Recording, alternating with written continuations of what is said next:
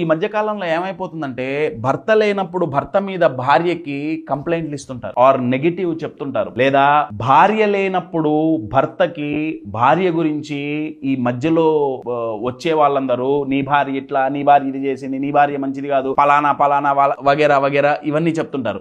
దీనివల్ల మనం అవతల వాళ్ళ మాట విన్నప్పుడు చాలా మంది ఈజీగా ఇన్ఫ్లుయెన్స్ అయిపోతుంటారండి. ఏది నిజం ఏది అబద్ధం అని తెలుసుకోకుండా మన స్పౌస్ కంటే, మన పార్ట్నర్ కంటే బయట వ్యక్తిని ఎక్కువ నమ్మేయటం జరుగుతుంది. అలా జరగటం వల్ల ఏమవుతుందంటే ఒకళ్ళ మీద ఒకళ్ళకి డౌట్ పెరుగుతుంది. డౌట్ పెరుగుతున్న కొద్దీ డిస్టెన్స్ ఎక్కువ అవుతుంది. ఇది జరగకుండా ఉండాలంటే ఒకళ్ళనొకళ్ళు అర్థం చేసుకోవాలి.